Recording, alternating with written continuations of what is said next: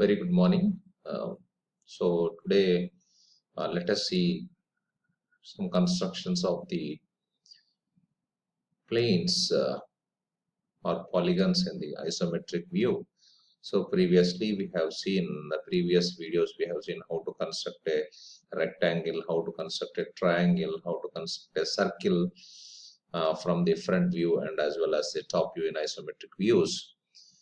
And even though in Pentagon also. So today let us see how to construct different polygons from different view and the top view, and we will go into the further topics. So let us so here to construct any front view or top view for an isometric view, we should have only two isometric axes. So in the figure, the front view, you have to take the height and the length of an axis is required, and if the figure is a top view, it is very clear that the depth or you can say it as a breadth of an object and the length axis are required. So these two concepts that you have to keep it in mind while drawing the isometric view. For front view, you have to draw the axis lines of length and height. So L is common in both the views, length and height.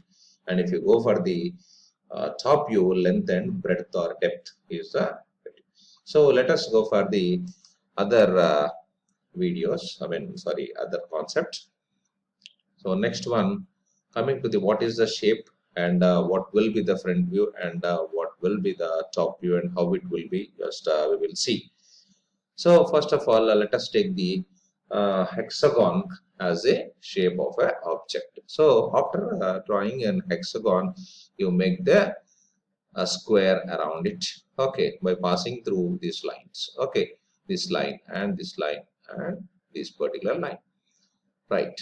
So now it square is formed away from the hexagon. Then now when you go for the construction procedure for this front view of an isometric view, simply you have to take the consideration of height as well as the length. So this is the length and this is the height. So now construct the same square here, okay. So this is the square, whatever I form the square here. So this is a square with the length and height. After drawing this particular square, you notice that this is the one of the corner which is midpoint of this line, and this is another corner of this hexagon which is midpoint. So first you can take the midpoints here. Then after that, you know the length of an object, you can put down the length, you can measure the length from this point to this point, you can measure the length from this point to this point, such that you can be noticed the distance between here in this particular point, and you can draw a isometric view in front view. And in case of top view, what you have to take? You have to take the axis of depth and length. So you can see this is a length and this is a depth. So now you can draw a square, and after drawing a square, you know this particular points on the midpoints of this one. So you put a midpoint here and here, okay. Then you can construct a pentagon or hexagon like this, right? Then next one, coming to this point, and the next taking a circle. Already we have seen the detailed construction of the circle by rhombus method in the previous video. You can go and watch in the previous video, it is very clear, okay. So this is a square, just I'll make it fast here. So now this is a circle preparation, and here it is in a horizontal view, that is the top view. And next, coming to the go for the semicircle construction. So how the semicircle construction will be the same as usual of the circle construction, but we are doing a part that is half of the circle. So here also the same thing we are going to mention, okay.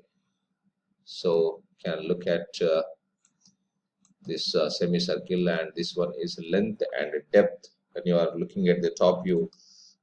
So you can plot this one.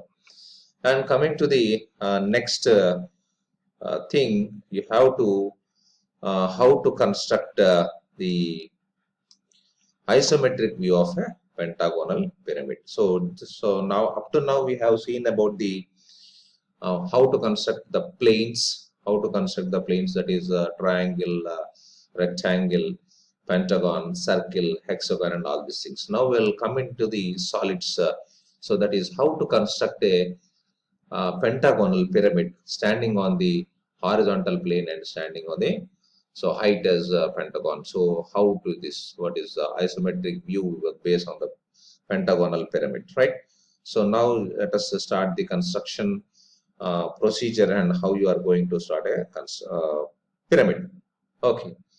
So first, draw a length and depth. So because pyramid has a base and there will be an apex point on the top and one base is there. So whatever the shape of the geometry of the base is there, that you are going to draw on the axis. So here, so this is the length axis, that is isometric axis, and this is the depth of the isometric axis. So now, what is the basical shape of the pyramid? The basical shape of the pyramid is pentagon. So you have to construct a pentagon here. So how to construct a pentagon? You know from the previous slides, such that you will have a point here and you can construct the pentagon. Okay, so this is the base of the pentagon and this is the end point. So these are the different opposite corners. So this construction you can go in the previous manner. So drawing a square here, pentagon, and draw a square outside it, and you can take the measurements from that, and you can locate all these points A, B, C, D, E, and you can draw the isometric view. This is isometric top view of the project. And after that, locating the midpoint. So you have to locate the axis point here. How to locate the axis point? So locate the axis point. So drawing a perpendicular line from DC to A. Okay, DC to A. So that means any side to the opposite corner. Any side to the opposite corner. If you draw two lines, you can create a midpoint of this particular pentagon, which where we can serve it as a axis point. So right. So how to construct this one? So now the same way D and L. Okay, D and L. So I'll locate this 1, 2, 3, 4 points. This is 1, 2, 3, 4. I am locating it. Then the next I'll construct a pentagon of A, B, C, D, E as usually. Then next, after that, I have to locate the midpoint of the pentagon set, but drawing from A to midpoint of DC, and next one E to midpoint of BC, so that I can locate a point here, that is the axis point. So that is an axis point. So whatever the height of the pentagonal pyramid is there, the axis height, that I will extend from here up to the top, where the apex points and or the height of the pyramid is going to be at. From this particular point, I have to join the point E, the point A, point B, point C, and point D, even though if it is possible or visible. Okay, so now this is a point. Let us take the apex point. So I will join to point to E, and I will join to point A, and next to point B, next to point C, and if you after drawing this point BC, so it is noticed that the D point is invisible. So D point is invisible. Okay, D point is invisible. So there is no need of to draw the apex point to the point D. Okay, right. Then next, let us go for the another constructional procedure or view, that is isometric view of a pentagonal prism laying on HP. So in the previous one, we have seen the pentagonal pyramid. Now we are going to see the pentagonal prism. What is the difference between a prism and a pyramid? So you might be knowing, but once again I will tell you that prism is going to maintain the same geometrical shape from the bottom to the top, and in case of a pyramid, the geometrical shape at the base is different, and when coming to the top of that one, it forms as a point, that is apex point, right? So here in the same way, you are going to construct the pentagonal prism here. So one is one thing from the front point, that is length and height. You can locate this point. So here 1, 2, 3, 4, and simply you are going to have a pentagonal prism by the construction procedure of the pentagon. and whatever the length of the axis of the prism is there, that you are going to extend these lines. So extend from point B, from point A, from point E, and point D, and all these things, right?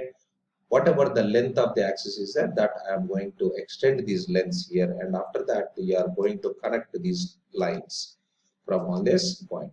And what about the rest, that is BC and PD, so that you cannot look that one, because it is going beyond, behind that one, such that it is not necessary to construct that one, right? So coming to the point of next thing is when it is on the horizontal plane, that is the top.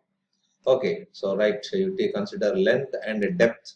So right, so you'll take an hexagonal prism. So here we have seen the pentagonal prism. Now I will locate it at another point.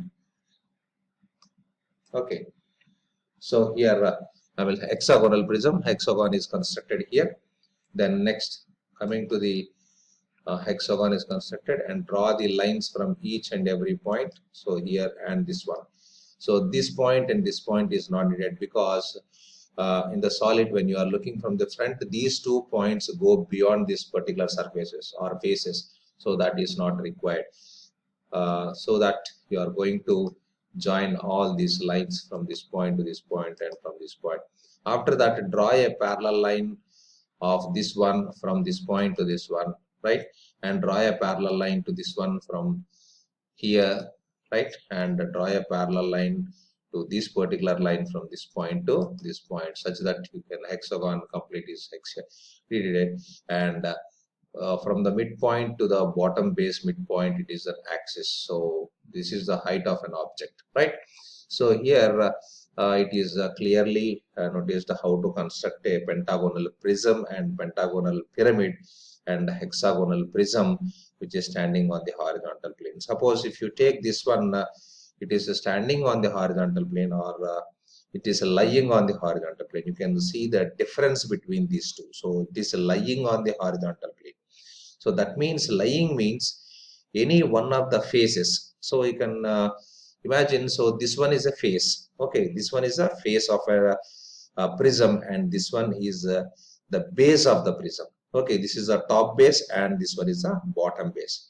So here lying on the HP, that means that the hexagonal prism is lying. Suppose if you take this mobile phone as an example of a rectangular prism, it is lying on, means this is a face, this is one face, another are face, this one is face, this one is also face. So lying means one of the face is on the horizontal plane, and it is standing on means like this. Okay, so this is one of the way of expressing or giving the question format.